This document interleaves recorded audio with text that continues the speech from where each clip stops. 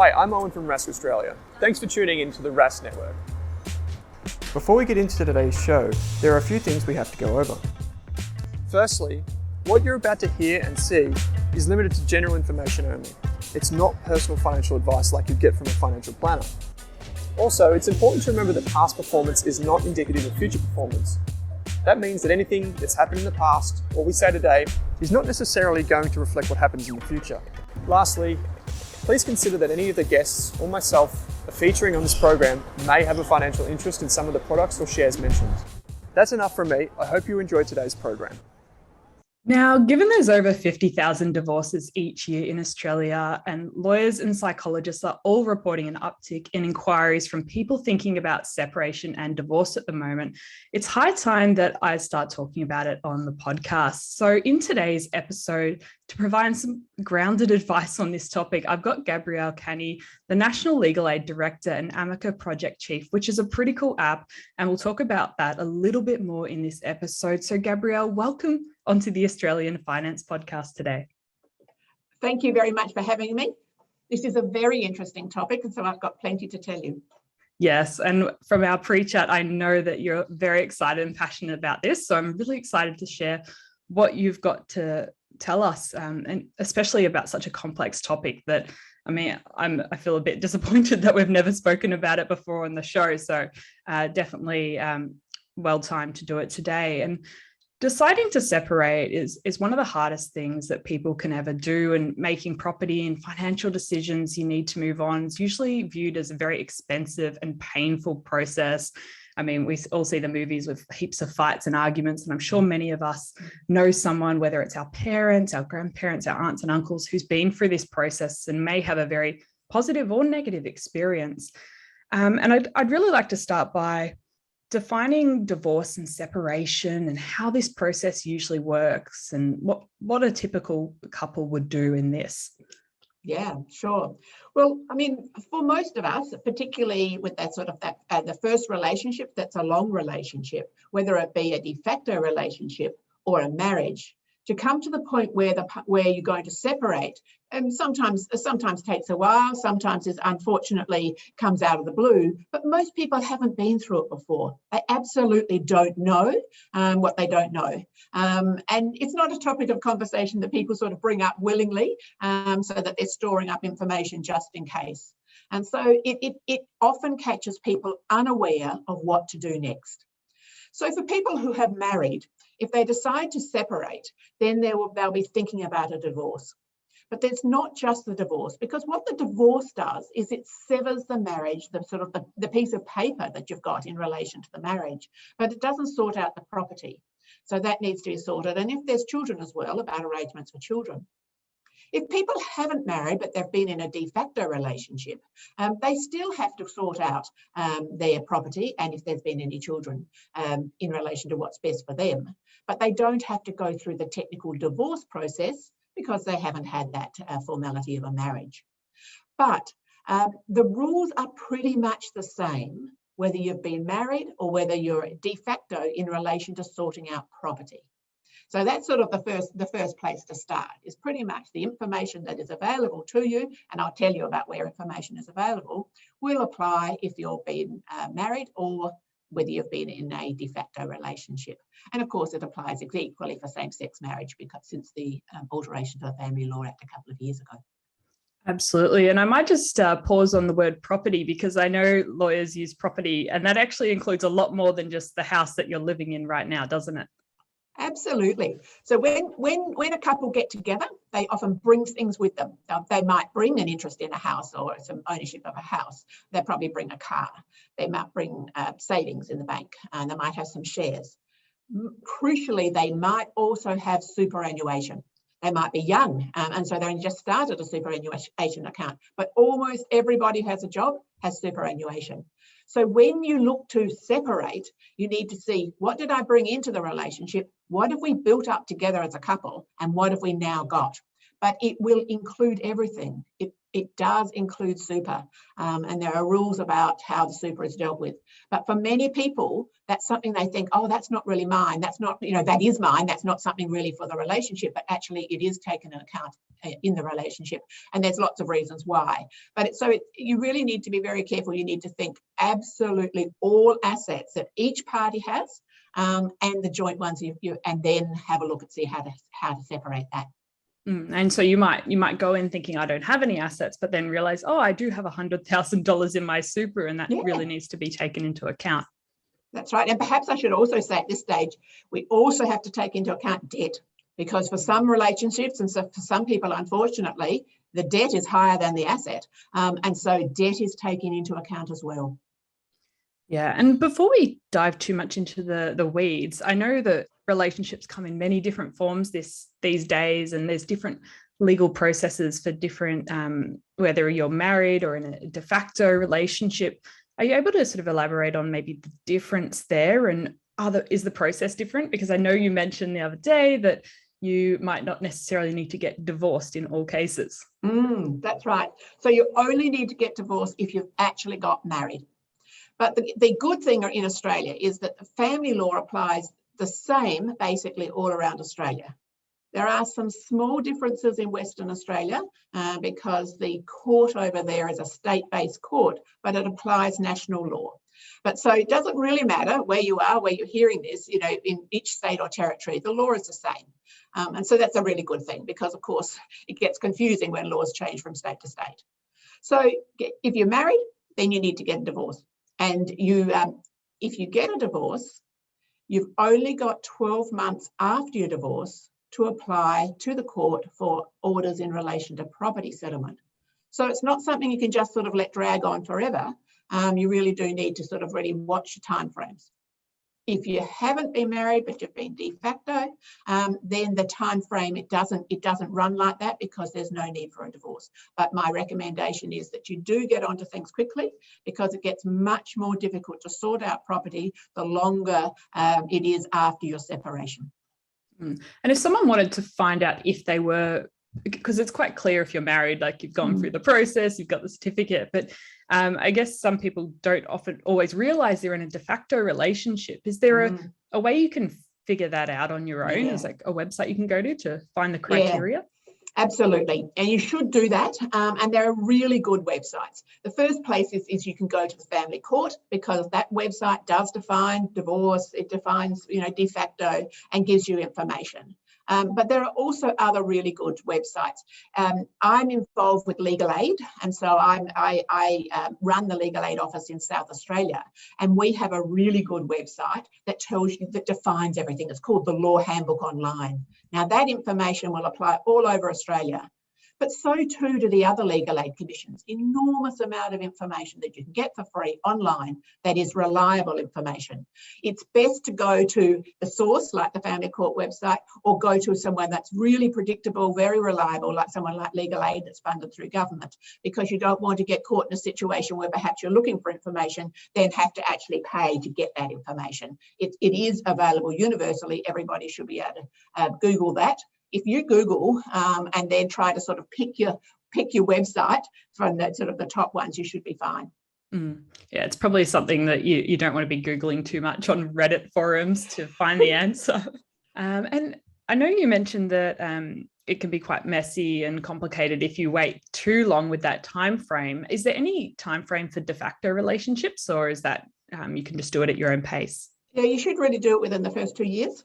After separation, and so that's what I'm saying. It's something to sort of get done, and it does get much more complicated because, of course, the asset changes. And so if it's a house, and particularly in the current market with property prices, they might be sort of going up, they might be changing. It gets quite a complicated conversation then about whether you value the house at the time you separated, or whether you value the house at the time that you're sorting out the property when you're dividing it up. And there's some rules around that. And so the sooner you do it, the better. And of course, for most people, once they've agreed they're separating and they've actually probably moved out of their sort of joint living arrangements, they want to get on with their lives. They need that sort of sorting out of the property so they can get on with their lives. The house may need to be sold, and so each party can then take their share and buy themselves something else. They need to separate those joint bank accounts. Never keep joint bank accounts after you've separated. It's not a good thing. That's something you can do very easily. Close the account, separate the money, or if there is a dispute about who's getting what out of that bank account, then freeze the bank account until you can reach agreement. But don't just let them go. Because unfortunately for some people who get very emotional and perhaps distressed in relation to a separation, they might take steps in relation to easily accessible assets and make some bad decisions in relation to that. Yeah, if you wait too long, the money might just disappear. Yeah, that's right. And given we're a finance podcast, I'd be keen to hear your thoughts on what the average cost of a divorce or property settlement is in Australia. It's a good question, and it is something people need to be aware of. And I'm going to tell you soon about a product that we've produced, a tool to help people in the situation so they don't have to spend an enormous amount of money on a property settlement. But when you're getting a divorce, so that's severing the marriage, there's a fee. It's around about $1,000 that you pay to the family court, but that just severs the marriage. It doesn't sort out the property. So it is possible for people to sort it out themselves without going to lawyers. They can get information online and they can do it. But that's usually the most simple arrangements. If we talk about people who have a little bit more complex arrangements, perhaps a relationship's been longer, there may be children. And if there is perhaps assets worth fighting over, people can spend hundreds of thousands of dollars on a property settlement using lawyers, often sort of standing up for what they think are their rights, what they think is their proper share, whereas in fact, they're never going to get that amount in the court. You need a bit of reality testing, and that's where information really helps. So people, there have been some very expensive divorces in Australia, and people have spent over $1 million on a property settlement. But what you know is that's what the lawyers cost. It's not what happened after you divided the money. And so for someone perhaps who has average assets but fought tooth and nail in relation to those assets, they could spend all their equity that they were going to get in their hands on lawyers fighting for them. I'm not being critical of lawyers, because lawyers are doing their job because they act on instructions. You know, the client might say, I'm not settling for that, I want the whole lot, you know, I want 100% or whatever. And the lawyer can say, look, I don't think you'll get that at court, but we'll see how we go. But if you get good information, it's a bit like a reality test, then you'll know what is fair and what, if you can't agree with it, a court might give you. And I think can be sometimes the trouble, because there's so much emotion involved in this process, and it turns into sort of a fight on morals and ideals rather than a fight on what the law is actually going to give you. That's right, and sort of thinking back, sort of harking back to when the sort of family law was established, there was fault in divorce, and so there was this concept that one party had done the wrong thing, and therefore they shouldn't benefit from the sort of the separation. But of course, that went out years and years and years ago. The court is actually not interested in whose fault the breakup is, who perhaps went off with somebody else, or who sort of was behaving badly. What they're interested in is what is a fair separation of that property. Okay, so there's no point raising all of those issues now. No, there's not. I mean, it's very relevant if there are children of the relationship and who they live with, what their expenses are. It's also relevant as to where the couple finds themselves. So, for example, if you had a couple that were together for, let's say, 20 years, and for whatever reason, one of the parties was the wage earner and the other was the homekeeper, then that upon separation, there needs to be an adjustment for that homekeeper because they don't have the income that the other party does. So for some people, it's quite complex. For others, let's call it a sort of a relatively short arrangement, 5 years, let's say, a relationship where people live together. They both have their jobs, they'll go on earning. Then it's just really relatively simple to sort out those joint assets they built up together. And you mentioned those worst case scenarios where it costs hundreds of thousands, maybe $1 million plus for a divorce. Are there any strategies for listeners to really avoid that situation in the future? Absolutely. I mean, everybody should avoid that. I mean, you think of all the hard work that goes into building up assets, and to think that it might be sort of wasted away by paying for something that in the end you're probably not going to get a better result than what you started with. So really the thing is, get information. I'll refer you to amica.gov.au. Now, that is the tool that we have created. I've been the lead in relation to that. What that is it's a online tool that you can have a look at, and it will give you information straight away about the rules, about property settlements. It will give you information as to whether there are red flags, whether you should immediately go off and get some advice. There might be, for example, a power imbalance or domestic violence in a relationship, and then that's a red flag. You really need to go off and get some good legal advice, and there are free legal advice lines that you can use. But the clever thing about Amica is that once both parties decide that they would like to try and sort out their dividing their property online using this tool, then they input all their information. Then the artificial intelligence takes into account that information that has been provided. It also takes into account what other couples have decided with how to split up their property in a similar situation, and what a court would say, and then tells the parties how the court would decide this for them. Will it be a 60-40 split? Will it be a 50-50 split? It's then up to the individuals to decide whether they want to accept that recommendation and proceed to produce a written document that's legally enforceable, or whether they think, oh no, I think something's gone wrong here, or our situation is different.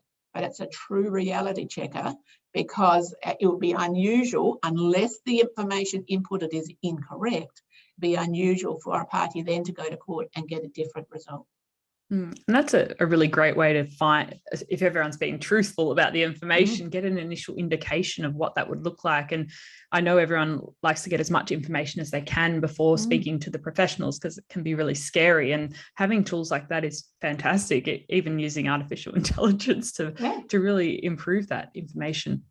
It's really clever, and it's really what it should be, because as we know, there's lots of information online. We all know you can access the law, the legislation online. So why shouldn't we then be able to combine that information and be able to give this sort of indication of what's going to happen if you do to sort of end up in court without being able to agree?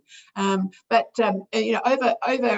6,000 couples have used it over the last year since we've launched it, and the tool includes a quality assurance, in that a lawyer looks at every recommendation before the parties receive it, to make sure that AI is not going wrong, not going off on a frolic of their own.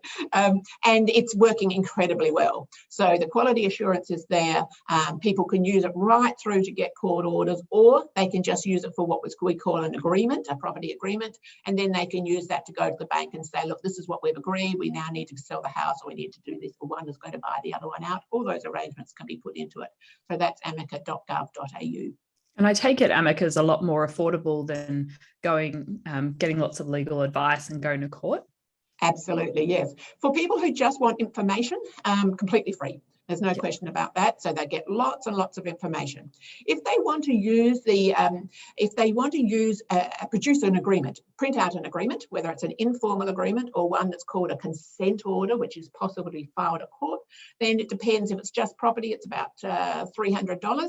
And if there's children involved, you might come up to $500. But that's for the agreement. So that cost is split between the parties. So it's an incredibly economic way of reaching an agreement and getting a legally enforceable document.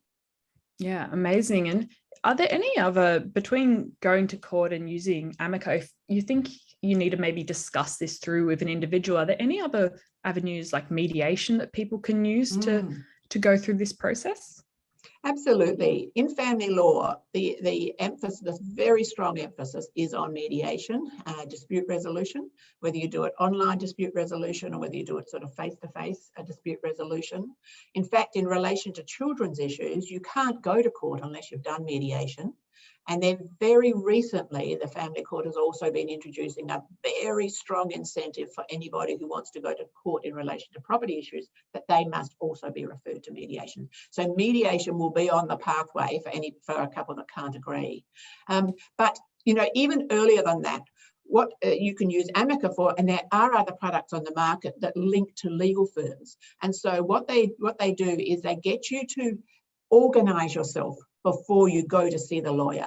So it's a bit like what I call a brief. You know, you put together all the relevant documents that you're going to need and information you're going to need when you see the lawyer. What that will do is shorten the time you need to spend with the lawyer, therefore the cost, because it's all done on an hourly rate.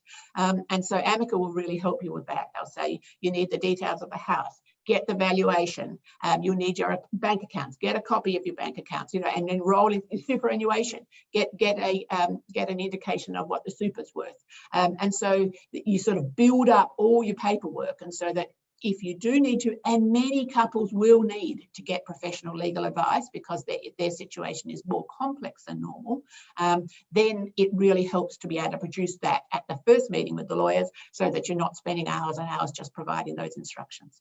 And given most of us wouldn't have faced this situation before, it does help actually having something guiding you and saying you need these documents, you need this information, because otherwise you're just sort of rocking up and going, help. And that, as you said, that is a very expensive way to do it. It is, yeah, that's right. And I always think now there's just so much good information available on the sort of through the internet. Just make sure you know that did you use it to prepare yourself for a situation. And even in other areas of law, you know, for example, if you had a debt and you wanted to go through a magistrate's court, if you needed to go through a magistrate's court proceedings, go to the website, you know, find out first, because you're so much better armed then. You understand so much better about the situation you're sort of falling into. Yeah. And when it comes to using these platforms, what are some of the common roadblocks or challenges that kind of halt people in their track when they're trying to reach an agreement? Well, often it comes down to the complexity of the person or the complexity of their situation. And so you may find that sometimes with a marriage breakup or a relationship breakup, that one party is perhaps ready to move on before the other party. And so one will say, look, I'm ready to sort out our property. And the other one's perhaps a bit reluctant. Maybe they think that there's a chance that there might be a reconciliation. Maybe they're just hoping that things will get better. And so what we find is that many times that people they go onto Amica, one side will go onto Amica, get all the really good information, and then think, actually, I think we can do this. And so then they send electronically an invitation to the other party to say, will we do this? Will we use this tool to do this? And the other party doesn't respond. And usually we find it's because they're just not psychologically ready to do it. But in other times, it's the complexity of the situation. If, for example, one of the couple, for example, might have received money through a bequest, through a will, and that's going to complicate the situation. If, for example, they've received that money very recently into the relationship and into the split up, it probably will be completely ignored in the sense that there will be no allocation to the other party. But if, for example, it had been 10 years and that sort of the money had sort of been tipped into the family finances and it was all merged now, that's quite a complicated thing to try and sort out. If, for example, the couple ran a business together, that's complicated. That needs some sort of good advice. And so it's either the complexity of the person or the complexity of the situation. And that's the situation where you'd probably actually need to see someone and get assistance with that. I can imagine it might be difficult if one party is coming to the table and one party isn't. Like using one of these free tools might not be the right thing to do at that time. But also what you might find is that some parties might go off and get some really good advice from some lawyers, and then they say, oh, we get it now. All right, I think we can go back and use the tool now because we're both on the same page. We're both at the readiness to do it. And I wanted to talk a little bit more about superannuation and how this plays into divorces and separations. Like what should we be aware of with regards to our super? I think that for younger people, for people in relationships where both parties got super, that's a fairly standard thing because they will be building up their super balances as time goes on. But for people who, for whatever reason, haven't been in super, whether they haven't had a job, maybe they've studied for a long time, and the other party has got super, and that's worth quite a bit, then when the relationship breaks down, it may be that one party will be compensated through the other party's super. But as we know about super, it's a future entitlement. It's not something that you can access without special provisions. It's not something you can access like money in the bank. because it's for the future.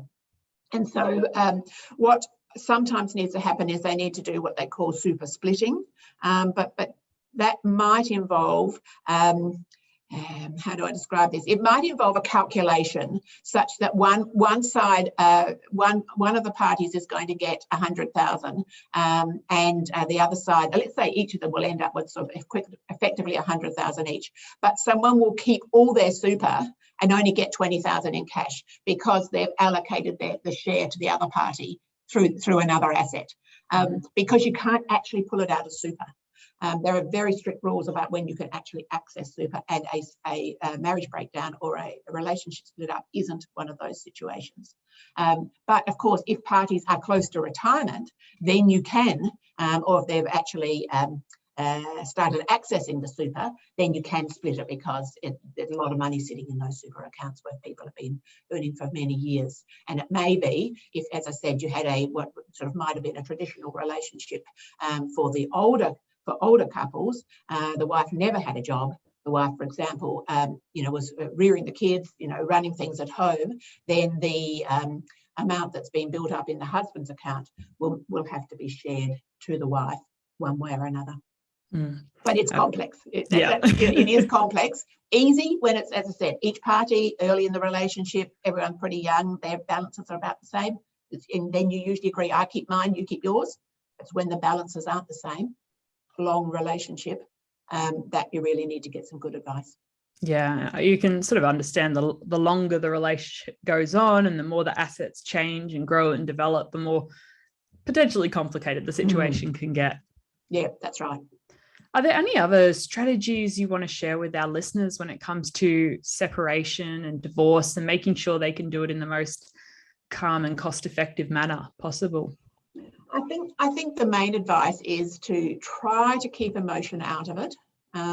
Try to sort of get to the stage where you're sort of accepting that the separation is happening, and that you will be now moving on with your life, and that a property can't be used to penalise the other party. That's just not the way it works.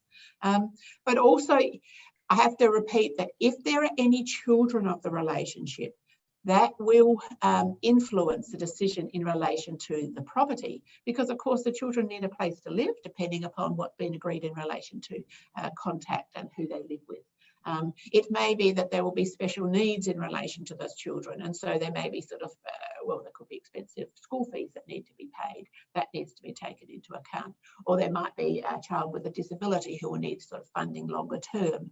And so the fact of children in the relationship does influence what happens with property. That's why, as I say, in those sort of early relationships without children, much simpler, but it does get more complicated. And what the rules are is it must be fair and be in the best interest of the children. And that's almost a mantra that people should keep thinking for themselves for property. We've got to end up with a fair settlement. It's not a matter of one winning and one losing. It's about what's fair, because that way people can then move on with their lives and get the best benefit from having been in that relationship, even though it's broken down. And I know we wanted to chat a bit more about binding financial agreements and making arrangements for children, and we'll potentially be having a follow-up episode with a family law expert to dive into that further and answer any listener questions that have arisen from today's episode. But one last thing I wanted to touch on before we wrap up, I know you were speaking when we chatted earlier about how important it is to be empowered with all this information. And even if it's not for you right now or ever, you could help a friend or a family member going through this situation. How do you recommend, if we're the support person for someone we know going through this now or in the future, maybe best preparing ourselves so we can give them some tools to help them? It's a really good question, and it's a really good thing to sort of talk about, because unfortunately there are out in the community what I call urban myths about divorce, urban myths about property settlements, and urban myths about how de facto relationships are sorted out when they break down. And so it's very unfortunate, and sometimes it sort of encourages a incorrect perception of how something is going to finish up by sitting around the kitchen table repeating urban myths and actually not knowing whether they're right or not. And so the best thing someone can do who's supporting somebody else is to actually just get some information for themselves. And that's where this sort of amica.gov.au will give enough information to be able to say, hang on a sec, I think you should go to this website, or I don't think that's really right about one side gets everything and the other one gets nothing. I don't think that's quite right. Go to the website. Also, all legal aid agencies around Australia have free advice lines. Anybody can ring their free advice line. Just Google sort of your local legal aid office and they've got a free legal advice line. And so you could just ring up and say, I'm just not sure. And in fact, many years ago, my early job was on one of those advice lines, and I'd have people ring me and say, I'm just thinking about this. I don't know where the relationship's going, but I'd like to be a little bit forewarned. What would happen if we split up? And you can sort of just chat through those situations. You don't even have to be in the middle of it. But the other thing also is to watch for people who you can see are in a power imbalance, or perhaps there's been some domestic violence, because they are going to be so influenced by that behaviour that they may not be able to make good decisions for themselves. And so there are really good resources out there that will help people. And so it's sort of watching out for somebody else, but people should intuitively know there is a resource that can help them. And if the starting point is amica.gov.au. Yeah, absolutely. And I think it's amazing that we have these resources, and we just sort of need to get the word out there more about Amica and legal aid and all of the free hotlines that are available.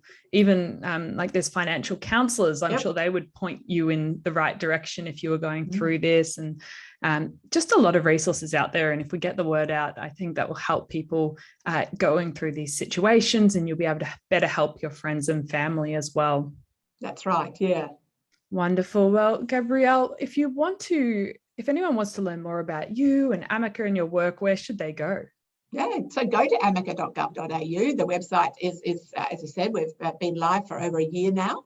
There's lots of information there, and that's your best starting point. Wonderful. I'll make sure to share that link in our Facebook community as well, because I think that's a really important one that people know about, just because they can use as a reference point to share with their friends and family and just get that conversation started. Because as much as we don't like talking about superannuation or our finances, we probably don't want to talk about this even more. Most of us don't want to preemptively plan these conversations. So I think it's good that we can just in our own time have a look at that side and just make sure we've got some of the basics down pat. And there's lots and lots of links on there. So exactly what you said about financial counsellors, about mediation, about specialist services that are needed, about domestic violence resources. There's warnings, for example, for someone, for example, who might have been divorced and they're running up to their year after their divorce that they need to do their property settlement. There's a warning to say, hurry up, hang on a sec, you've got to hurry up about this. And so it's a really good starting point. Yeah, and I noticed the Amica website had an easy exit at the top. So if you don't want anyone to see that you're on the site, you can easily get it out. And I think there's a lot of resources now that do that, which I think is a good improvement. Wonderful. Well, Gabrielle, thank you so much for coming on the podcast today. And hopefully we get a part 2 in the future to discuss this further, because just sharing these resources is so important. It's been a pleasure, and I'm really, really pleased to be able to sort of spread the word.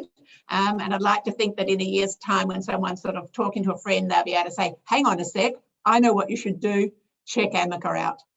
Wonderful. Thank you so much. Thank you. Good. Bye-bye then.